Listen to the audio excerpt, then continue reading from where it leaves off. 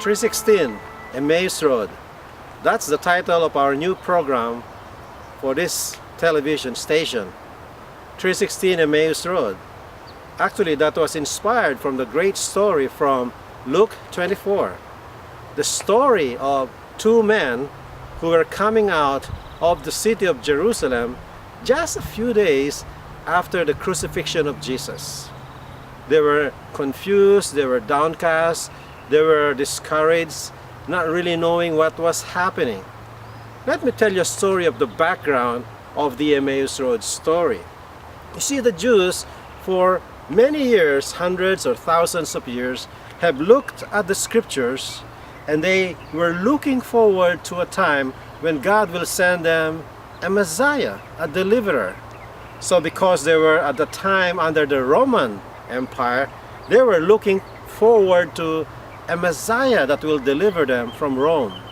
And so when Jesus appeared in their lives, they were excited because Jesus was doing certain miracles, raising the dead, feeding the poor. They were excited. But then something happened. Their hero, the one that they expected to be the hero and deliverer, the Messiah, died. He was crucified on the cross. That really shocked them. And so these two disciples were confused. They were walking towards the village of Emmaus, which was 7 miles away from Jerusalem. Then something happened. Someone just appeared and walked alongside with them. Now, this was Jesus, but those two people, those disciples, one is named Cleophas, the other one is unnamed. They would not even recognize him. They didn't know who he was. And so Jesus, looking at them, was asking the question and say, "Hey, what's happening? And why are you looking sad?" And of course, they began to tell the reason.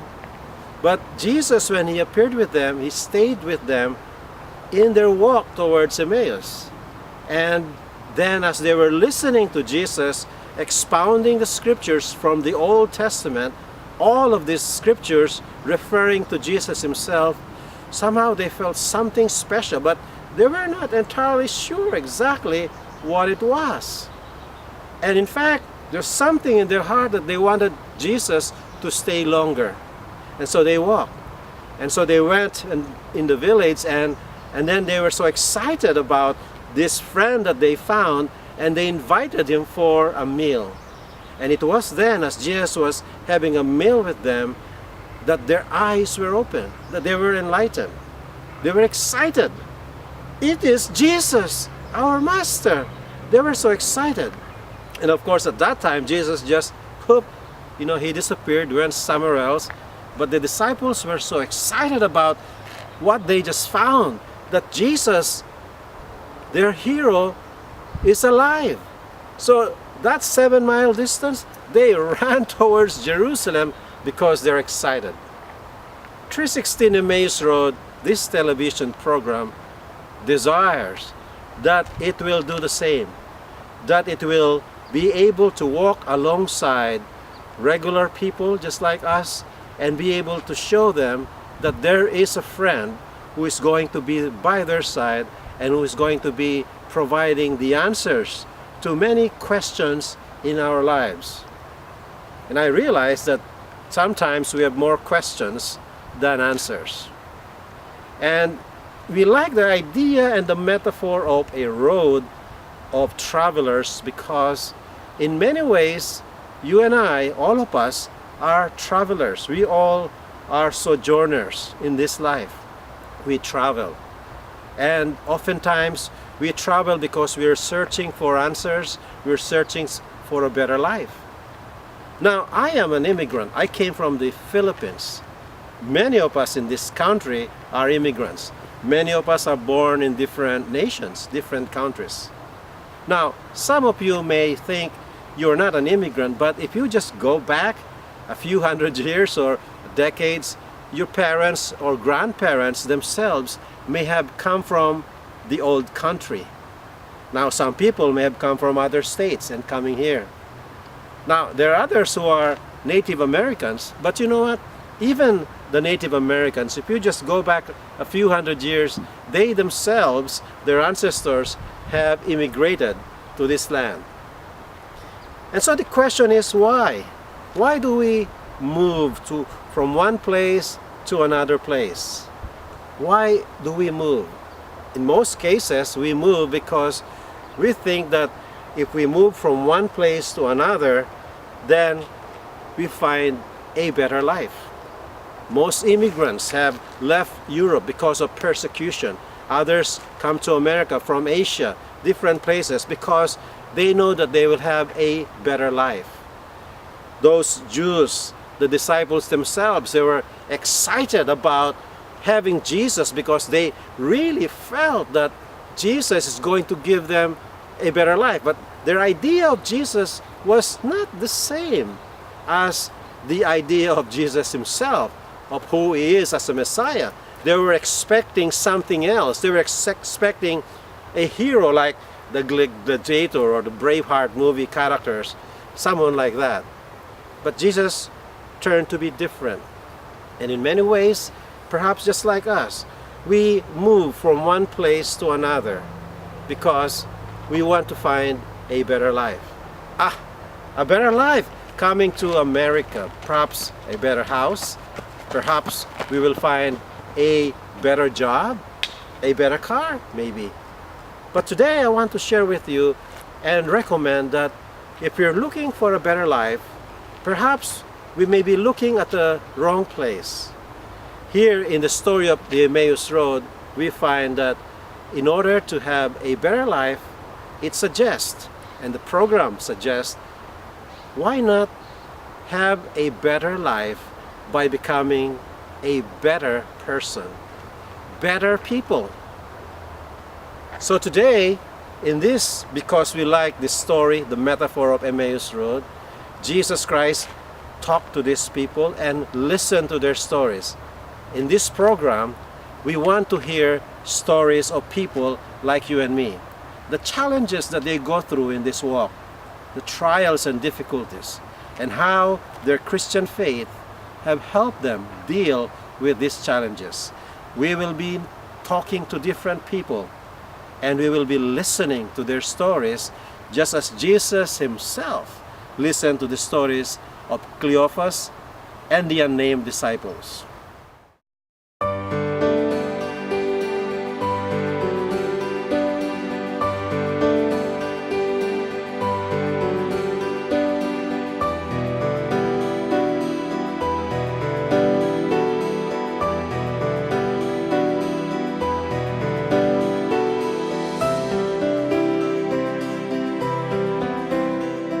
I'm just curious because part of the program here is we want to hear the stories of Christian immigrants and how they have faced different challenges.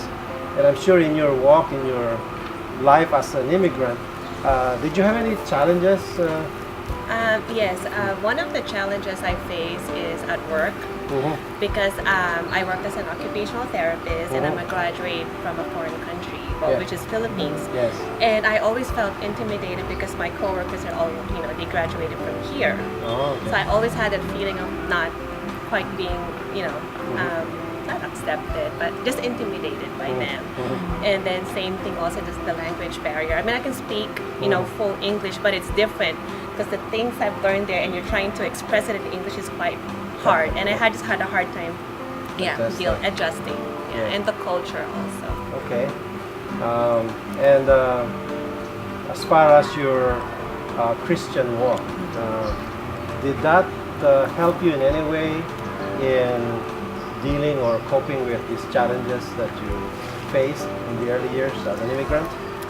Yes, because I always believe, if you just show people that you're good-hearted and you believe in God, it just reflects in you. So as the years go by, people notice you for being nice. Christian, nice, and like my patients always tell me,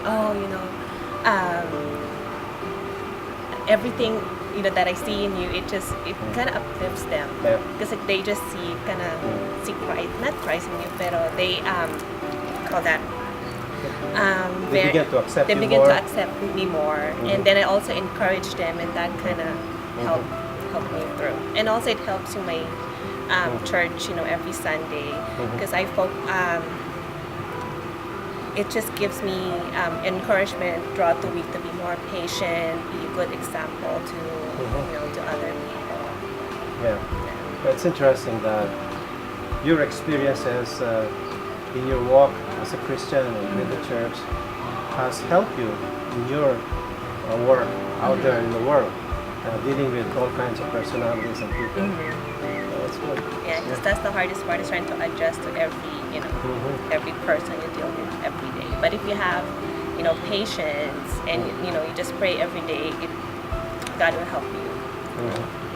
Okay. Well, thank you. Thank you very much. We are all travelers, seeking for a better life, but not satisfied, perhaps burdened, perhaps with more questions than answers.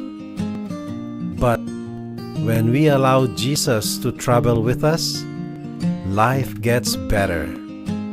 Join us, a new program, a better perspective, at 316 Emmaus Rd. So, how many years have you been in the U.S. since you came? 26 years. 26. Yep. So, can you share with us your stories on the challenges that you face as an immigrant? I got lots of challenges as an immigrant. Actually, not only on me but to my family.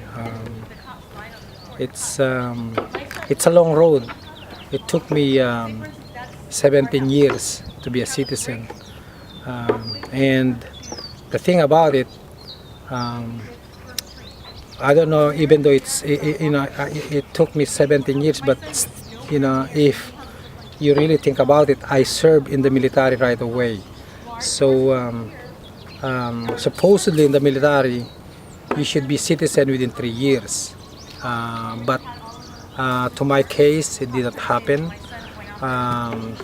During the time I joined, I was married with children, and at the time you can the command,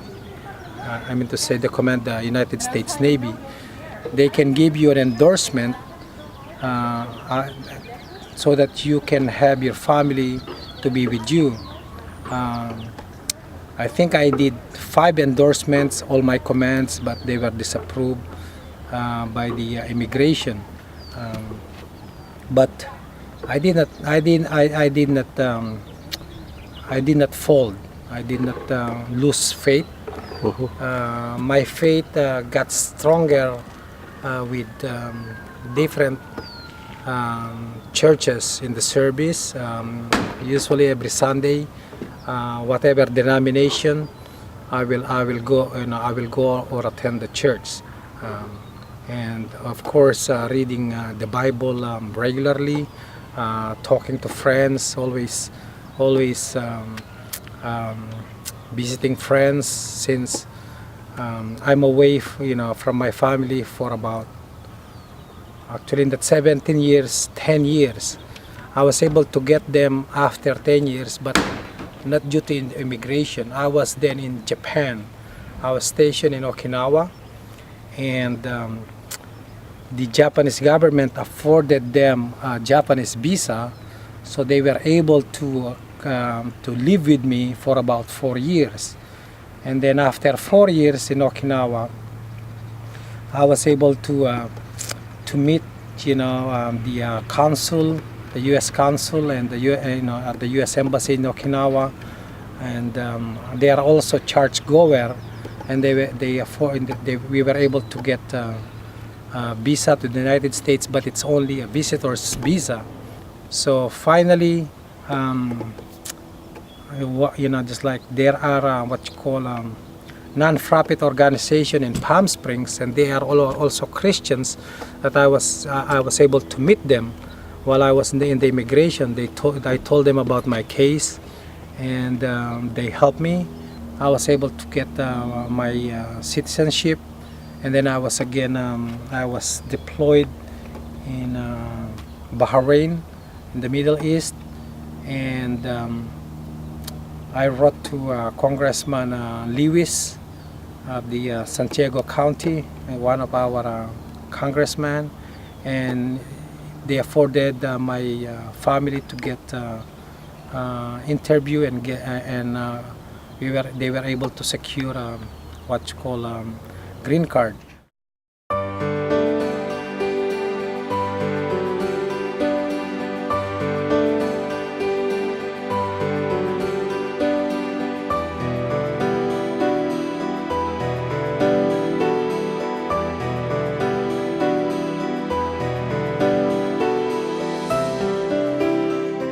Hi, Raymond. Hi, How long have you been here now in the United States? I arrived like 97. 97. Wow, that's a long time ago.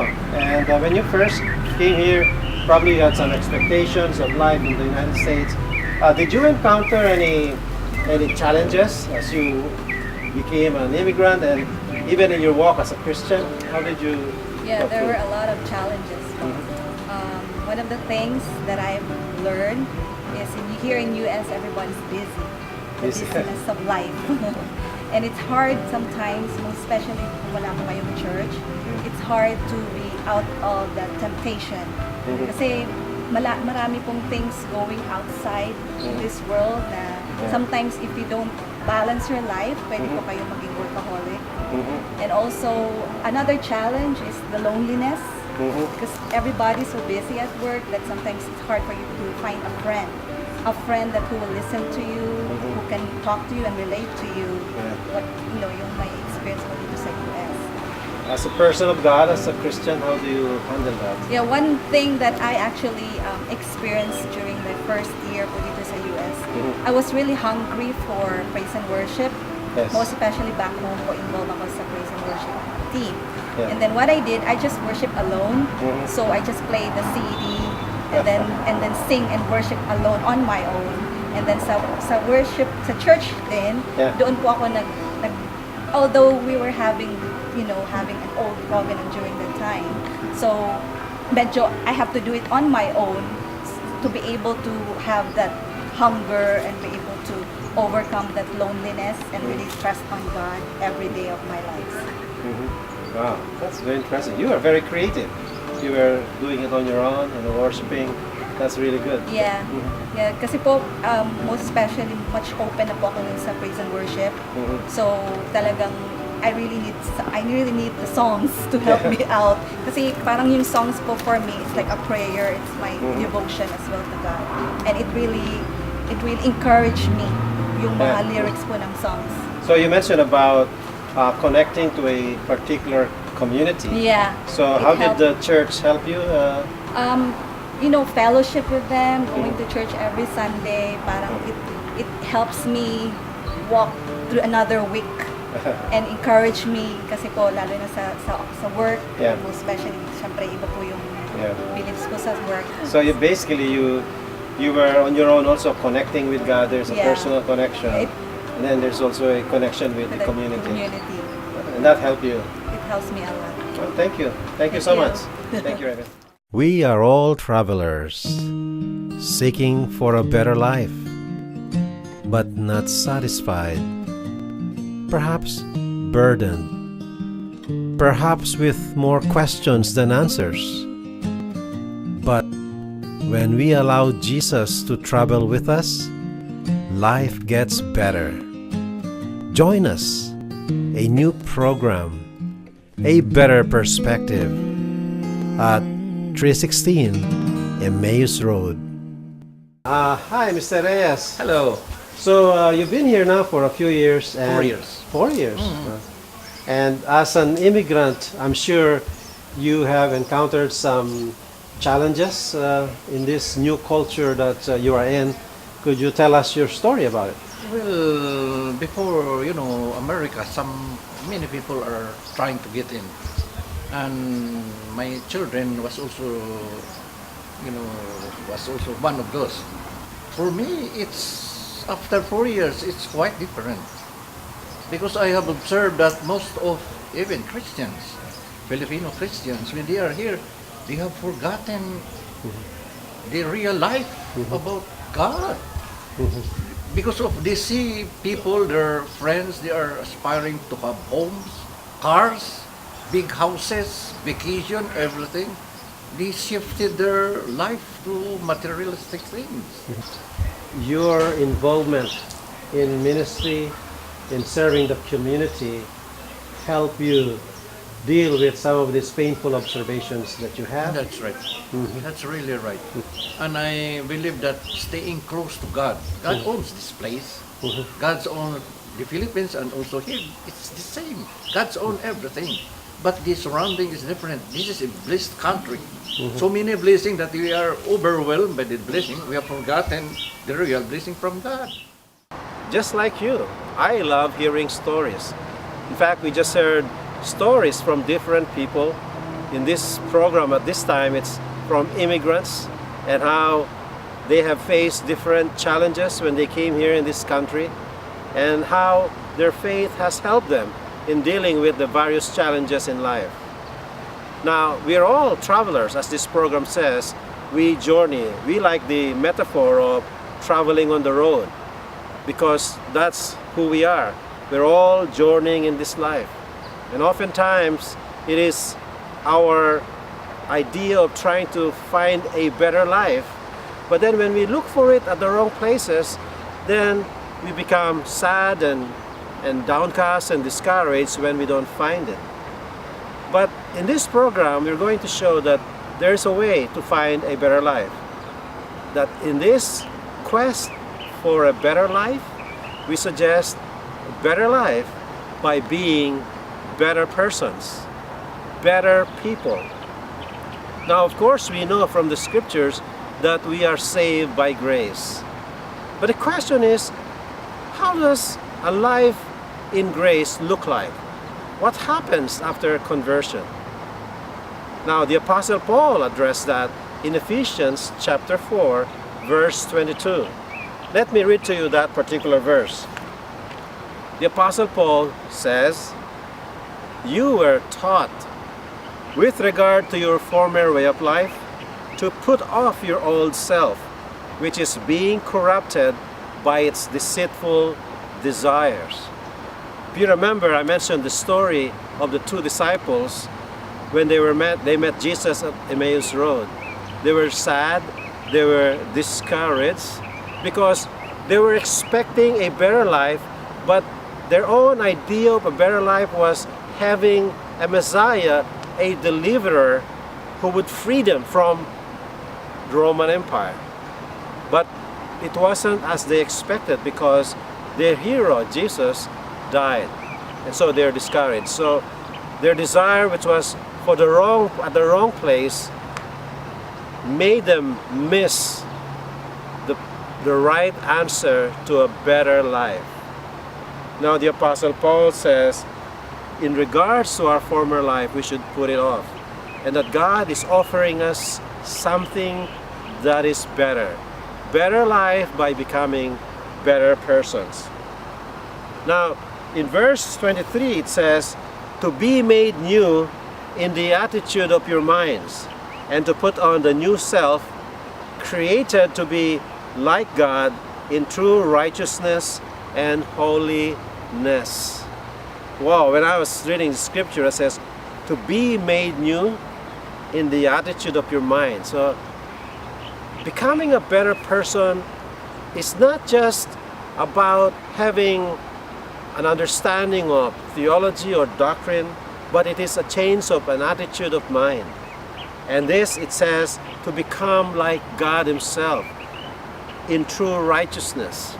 Yeah, Ephesians 4 verse 32 tells us, it says, "Be kind and compassionate to one another, forgiving each other, just as in Christ God forgave you." That is an amazing message from the Apostle Paul, that all of us were forgiven by God in Christ. But what I find interesting here too is that God says, be kind and be compassionate to one another.